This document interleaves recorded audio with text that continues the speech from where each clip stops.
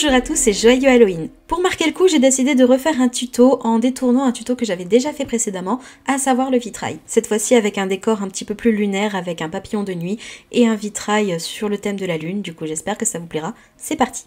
Pour cette création, j'ai réalisé une planche de patron qui sera disponible sur la boutique, le lien est dans la barre d'infos. Après, libre à vous de vous inspirer de ce tuto et de faire vos propres motifs. Donc dans ce patron, vous allez pouvoir retrouver toutes les pièces pour former le papillon, le modèle est juste là, ainsi que le modèle du vitrail, c'est par ça qu'on va commencer tout de suite. Pour créer l'armature, je vais avoir besoin d'une plaque de verre que je vais déposer sur le modèle. C'est indispensable car il faut que le support aille au four. Je vais maintenant réaliser des boudins très fins de pâte polymère et surtout réguliers et j'utilise comme ça mon bloc en acrylique pour que tout soit à la même taille. Et une fois que c'est fait, je vais découper petit à petit les morceaux qu'il me faut afin de créer mon modèle.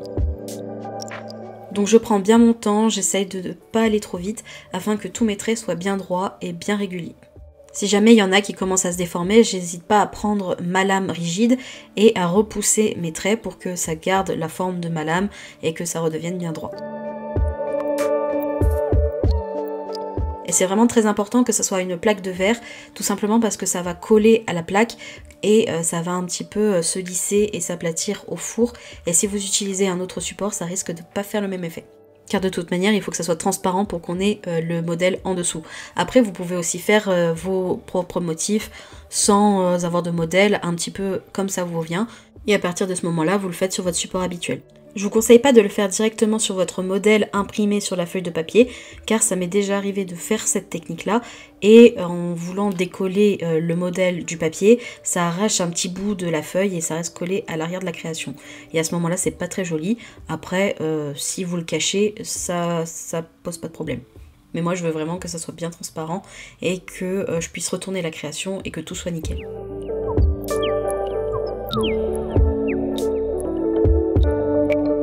Une fois que tout est bien posé, je viens prendre un dotting tool et je viens sceller tous les boudins ensemble, un peu comme quand on vient souder les parties du vitrail entre elles.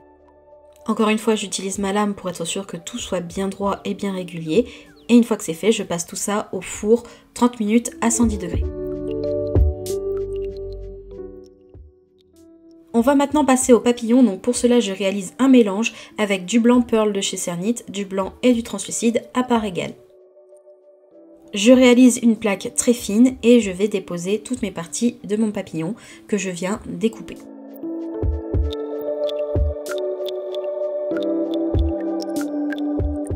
Et maintenant on va passer au modelage, donc pour cela je prends un dotting tool et je viens tracer des lignes, aplatir les côtés, faire en sorte de lui donner une forme d'aile en suivant des modèles que j'ai pu trouver sur internet. Après c'est relativement aléatoire, du coup je vous laisse les images. Vous avez pu voir aussi que j'ai pris mon scalpel et j'ai roulé la partie un petit peu crantée pour donner une texture. Et je fais ça bien sûr sur toutes les ailes. Le but c'est quand même d'essayer de faire quelque chose d'assez symétrique.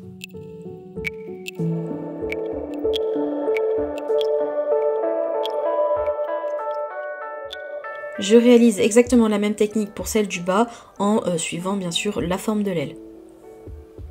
Donc je continue de tracer des traits et j'aplatis les côtés en faisant des petites arrachées. Et après réflexion, je trouve que mes plaques n'étaient pas encore assez fines, du coup n'hésitez pas à aller au plus fin que vous pouvez.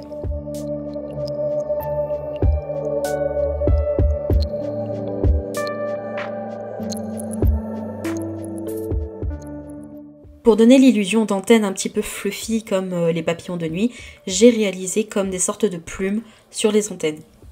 Donc j'ai fait des petites arrachées sur les côtés et j'ai laissé le haut un petit peu plus en relief. Pour le corps du papillon, j'ai réalisé une goutte un petit peu allongée et pour la tête, j'ai réalisé simplement une boule. Avec mon dotting tool, je suis venue texturer pour donner un petit peu cet aspect de poil. J'ai aussi réalisé des poils avec une aiguille pour que ça soit un petit peu plus fin et plus détaillé. Une fois que c'est fait, j'ai pris les antennes et je les ai déposées au-dessus de la tête. Et pour placer les ailes, je commence par celles du dessous, donc celles qui sont en bas, et la pointe se met au-dessus de l'abdomen tout en haut. Et je fais en sorte que les deux ailes se chevauchent vers le bas au niveau de la queue du papillon. Ensuite, je place les ailes du dessus en les faisant se chevaucher. Et je fais en sorte que toute la forme soit bien symétrique. Dans de la pâte noire, je suis venue réaliser 5 boules et je vais réaliser des faces de la lune, donc avec des croissants de lune plus ou moins gros que je viens déposer sur chaque bout d'aile. Et encore une fois, je fais en sorte que tout soit bien symétrique. Et pour cacher la jonction des ailes sur le dessus, je prends un aplat rond que je viens déposer sur les ailes et ça va me permettre de faire une lune pleine. Une fois que c'est fait, je viens retexturer pour fondre les lunes aux ailes. Et je fais la même chose au niveau de l'abdomen. Voilà ce que ça donne une fois le modelage terminé. On va passer à la coloration. Pour cela, je vais prendre mon Misty Lavender de Perlex et je vais en mettre à la base des ailes, mais aussi sur l'abdomen. Et vous pouvez voir que sur le blanc, ça fait violet, un petit peu duochrome avec du bleu, et sur le noir, ça fait carrément bleu. Et ça, c'est quelque chose que je trouve super beau. Et je viens aussi accentuer un petit peu le côté bleu du noir en ajoutant du bleu à l'extrémité des ailes et à l'extrémité des antennes. Une fois que c'est fait, ça part au four 30 minutes à 110 degrés.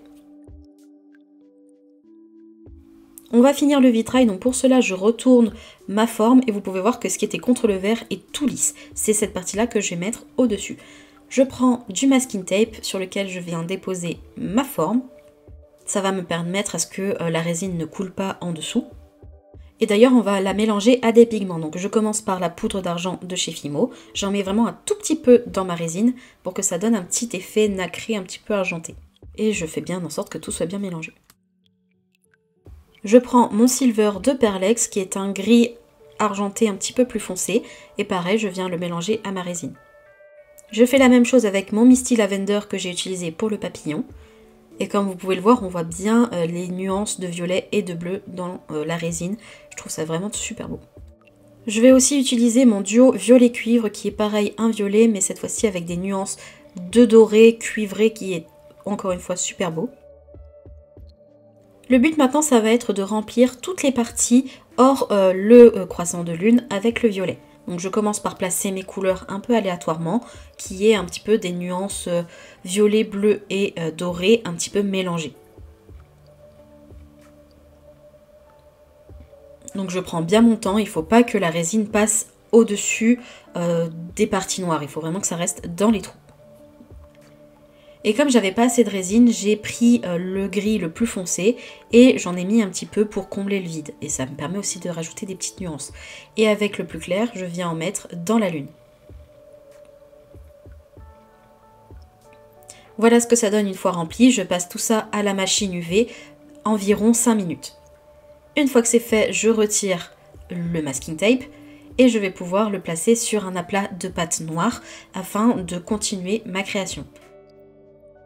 Je découpe un petit peu autour en laissant une marge. J'appuie bien pour laisser la trace du vitrail et je vais découper un petit peu à l'intérieur de cette marque afin de pouvoir placer le vitrail au-dessus de la pâte polymère et ainsi le sceller.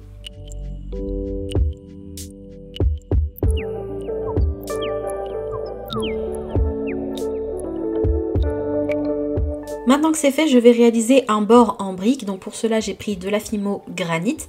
C'est de la pâte qui a des petits points noirs, des petits points argentés, des paillettes, pour donner vraiment cet aspect de granit. Et pour marquer mes briques, je prends un cure-dent et je viens creuser des sortes de sillons afin de séparer les pierres entre elles. Et je vais faire ça pour chaque partie de ma forme. Je ne l'ai pas fait en une seule fois pour que ça soit bien droit et bien régulier. Mais en tout cas, c'est la même technique pour toutes les parties. Je creuse mes pierres avec mon cure-dent.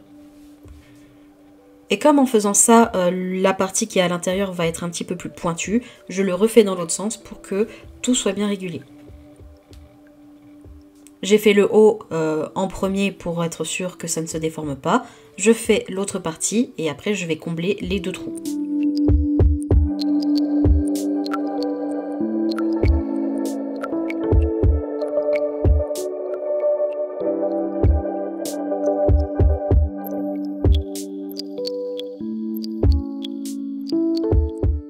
Je viens texturer mes briques avec ma brosse à dents, donc pour cela je fais plein de petits trous dans la pierre pour lui donner un côté un petit peu plus réaliste.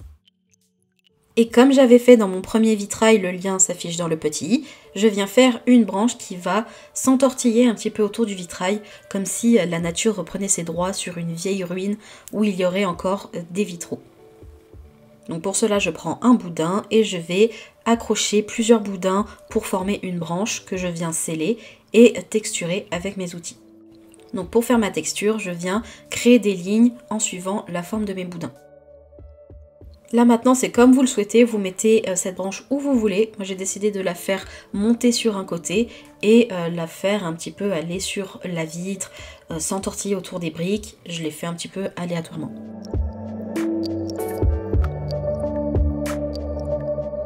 Donc je fais en sorte que tout soit bien régulier et harmonieux et je rajoute de temps en temps des petits détails comme d'autres petites branches que je risquais de casser si je le mettais avant.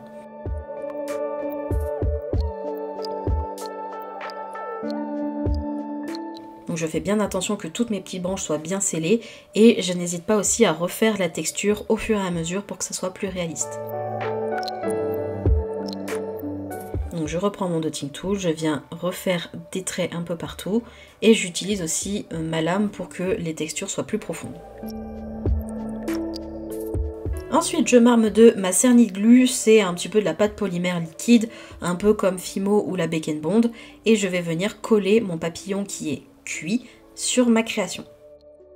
Car comme vous le savez, la pâte cuite a du mal à adhérer, même sur de la pâte crue, donc il faut mieux mettre de la pâte polymère liquide pour être sûr que ça colle bien et que ça soit bien solide.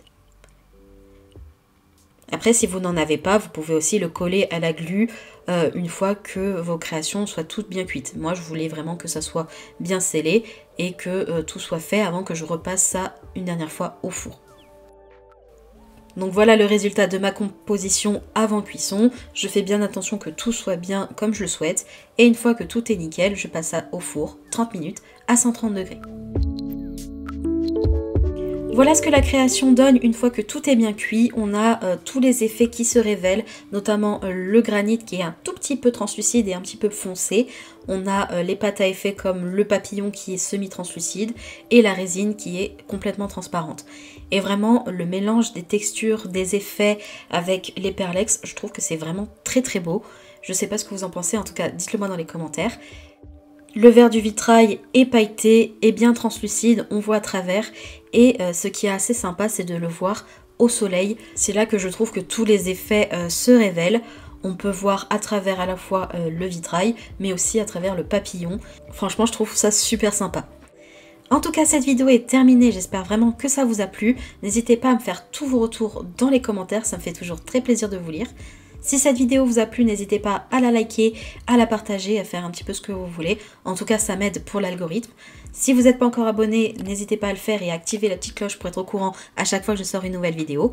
Je vous laisse le lien de ma boutique ainsi que mes réseaux sociaux. Rejoignez-moi là-bas, c'est là où je donne le plus d'updates. Et j'aime beaucoup échanger avec vous là-bas, du coup, n'hésitez pas à me rejoindre.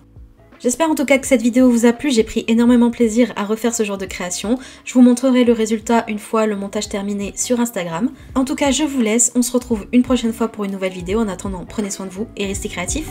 Bye!